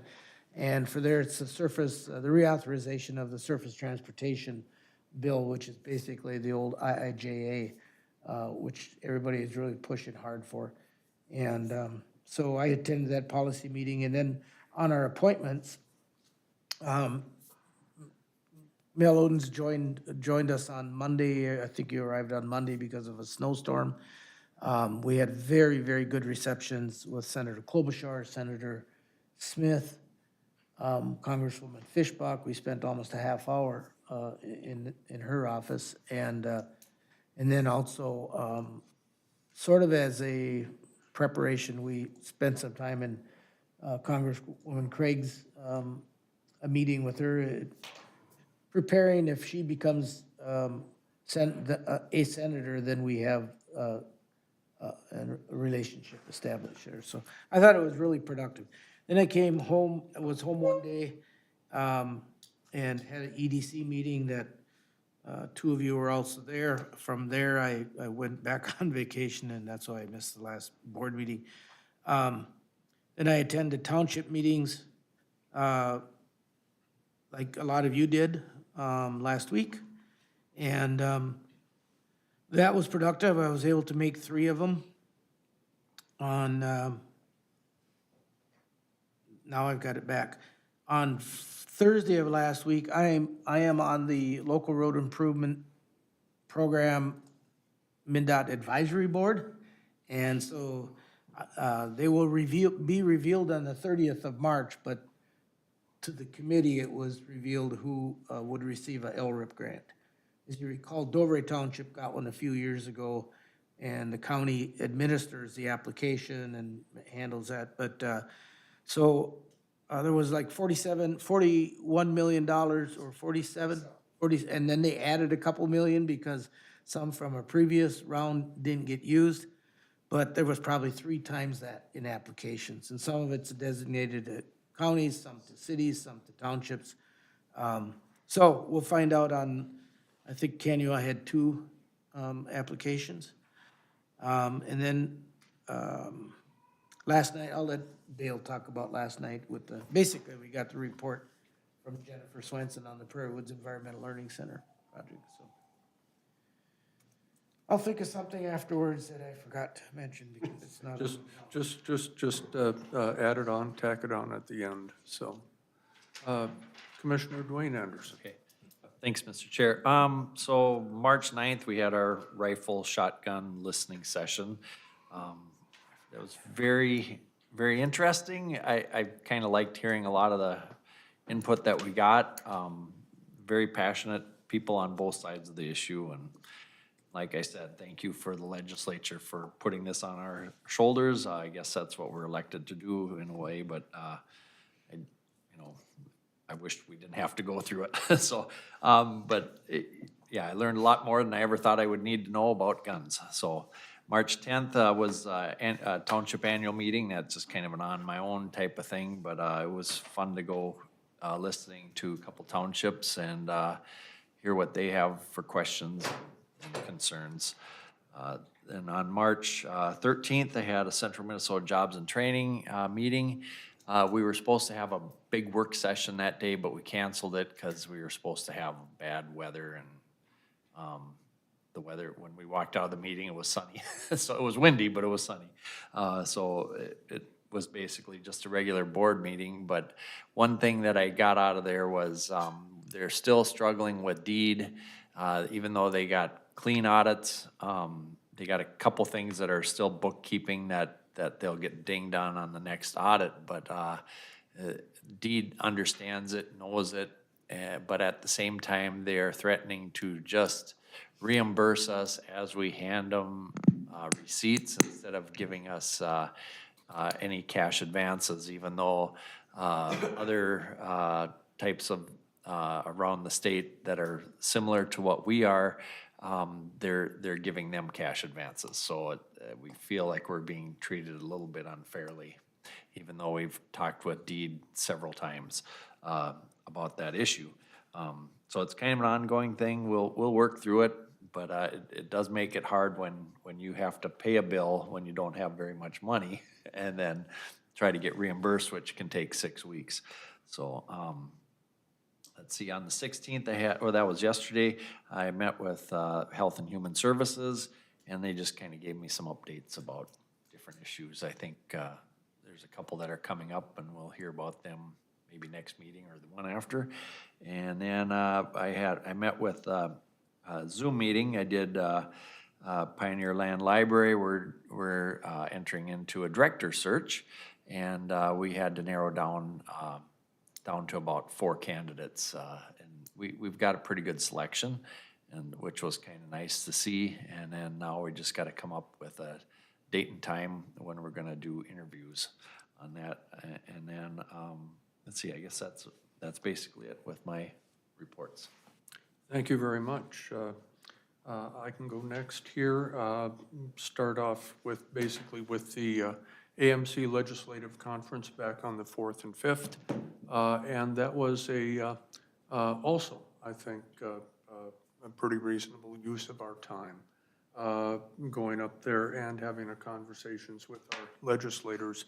I do want to highlight that the AMC General Government Committee, which I chair, we kind of called an audible at the last minute because AMC and Micah were the only presenters scheduled for the House Taxes Committee meeting. And so we took that as a genuine opportunity to bring our entire committee, as many as could make it, to that committee hearing. And I think it spoke well to the legislators that we were there talking about systems modernization within Health and Human Services. And there was also a brief demonstration to the committee of the green screens, Oregon Trail type systems that our workers are still having to use. And I mean, we're barely in the 20th century there, let alone the 21st. And there was bipartisan agreement that these systems are dismal and need to be replaced. And and it was nice to be able to have some conversations about that with legislators briefly as they were exiting the meeting as well. So I thought that went quite well.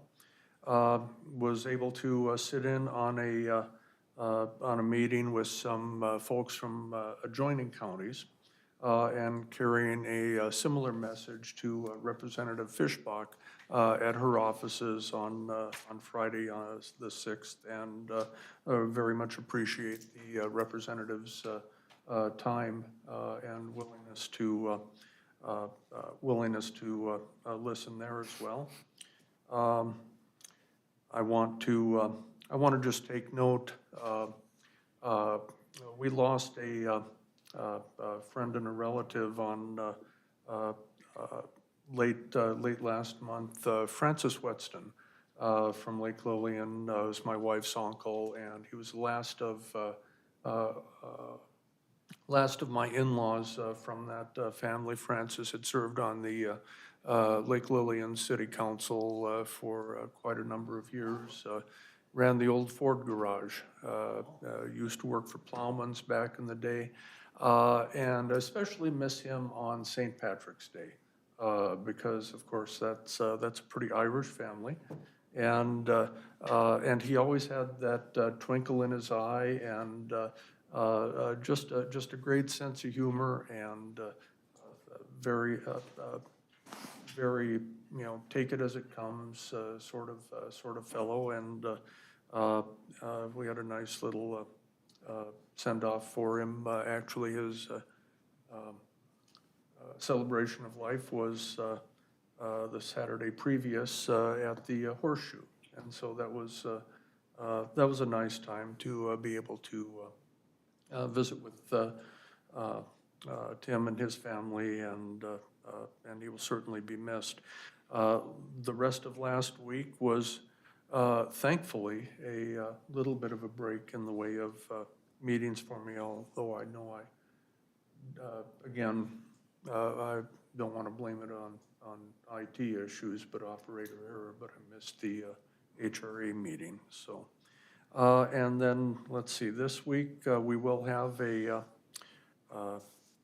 CVB meeting after this, and then at the end of the week, Central Community Transit Joint Powers Board will meet, and we did receive, I want to say it was 10 applications for the executive director position there, and there's a lot of highly qualified candidates within that candidate pool, and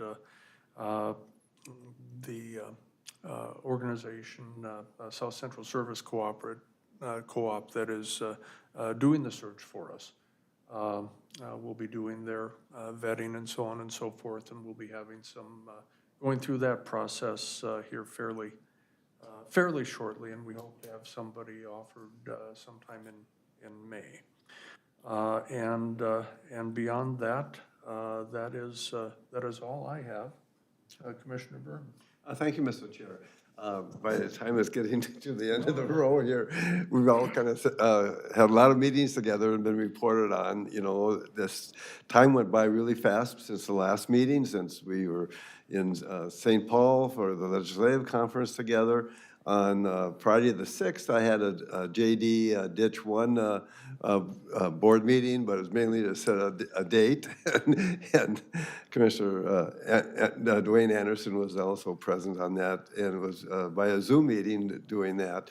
Also that morning, I met with Caroline, Director of Kahnawake County Health and Human Services, and myself with J.P. Cola, and we did a taping for some information about legislative updates, and it was a very good meeting, and I appreciate the chance to let the public know what's happening and what our concerns are going forward. We had the rifle meeting. I set up my new computer with 365, like everybody else did probably last week, the way it sounds.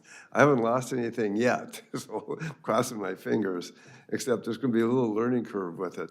I had a PAC4 for Families annual meeting on the 11th, and that was took up a big chunk of the day. It was a great meeting. meeting. We had 2 outstanding speakers, and also there were some awards and recognition, and I just want to give a shout out to Mary Jo DiCatholino from Community Corrections, got a special recognition from the board for years of service and the services on the board on the board there as well. So that was a very good meeting, and I had a Zoom meeting on Friday for the 18 County Mental Health Consortium, partly because of the weather and my other scheduling, but it worked out just fine, and we're just spent some time talking, of course, the budgets as usual. We talk about budgets with every committee, I guess. We all experience that, but also our strategic planning that we're moving forward on. And I'm back to today, so thank you. Thank you. Commissioner Dale Anderson. All right, I'm kind of like Roger a little bit. I was out of town for another meeting and a little bit of vacation last week, so my only meeting that I would really have to talk about is our Prairie Woods one. There's a lot of things that are changing and happening there. I mean, they're really trying to do some improvements and trying to make things accessible for people with disabilities.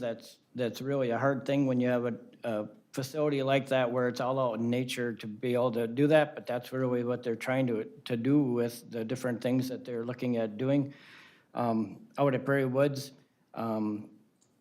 Yeah, just a lot of things you'll see coming. I'm guessing we're gonna hear from them numerous times in the next few years of different things happening. The one thing that I did grab and I'll be putting a thing up, and I want to make a little shout out, is Earth Day is on, coming up on, April 18th at Prairie Woods from 12 to 4.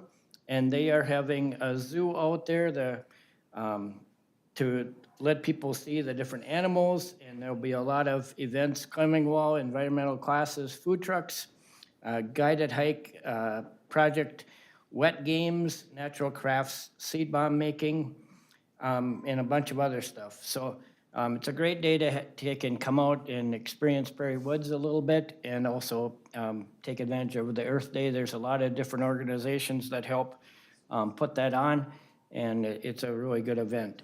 But that's the only meeting I have. On a little personal note, like Corky said last meeting, I would like to announce that I am rerunning for the board.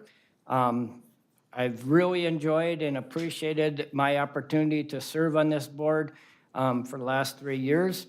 It's been a huge learning curve, but yet I have felt that I have grown immensely in becoming a better person by being on this board. And my biggest thing is that I'm here to listen to what people's concerns are and try and address them or send them in the right direction to help with that.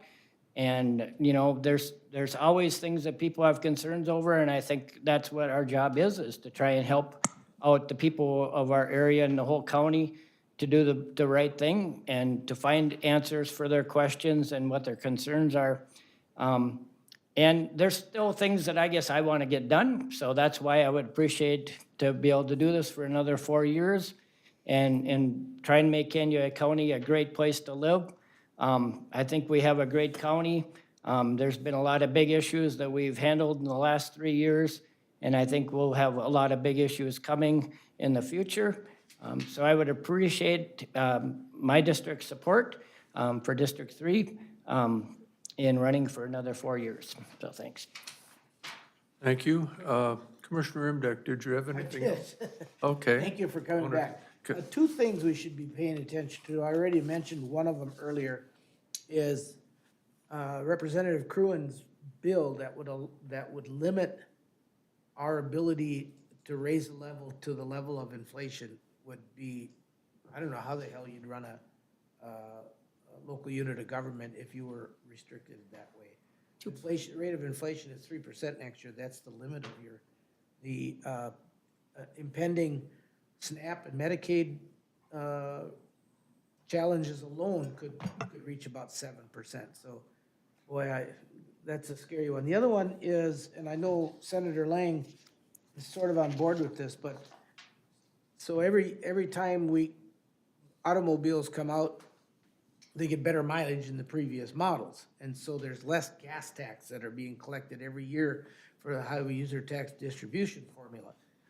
So 2 years ago, I think, they adjusted the tab fees so that when you buy a car, it doesn't depreciate quite as fast, so your tab fees stay up a little higher for the first few years of ownership. And Senator Jasinski is trying to rescind that and bring them back down. And tab fees have become an increasingly more important source of funding for the highway user tax distribution formula, of which counties and townships and cities get a fair amount of money from. So it's one to watch, or two to watch, I should say. Thank you, and thank you for bringing up the levy limits, because when I heard that, I might have said something unprintable to myself or whoever else was around me. But to me, that is an entirely unserious proposal. It completely excludes the idea that the state and federal governments are putting more and more on individual counties to solve their problems for them. And that's not leadership. That's headline grabbing at, I think it's absolute worst. I did want to add one other thing that I'd forgotten that I'd written down here. We're doing a little bit of exchange visits.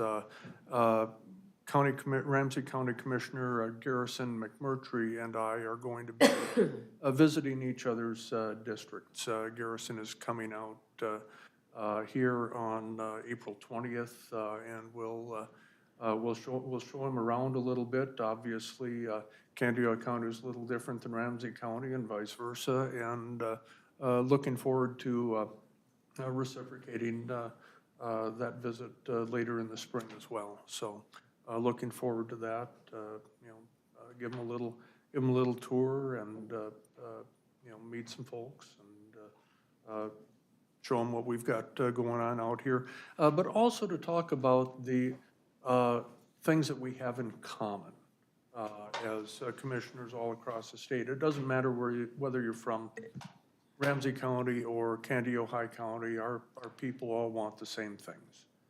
They want to be able to have a safe place for their kids to grow up, go to school, find a good jobs, make their way in life, and so I'm hopeful that this little exchange will be the start of something. At least I hope that there are conversations about commonalities rather than differences that come out of that. So, Commissioner Berg. Thank you, Mr. Chair. You bring up an interesting topic about the legislation about levy limits, and maybe we keep our eye on that to see if that gets any traction. If it does, maybe we should have a board discussion of how we're going to deal with that or how we advocate for our stance on that.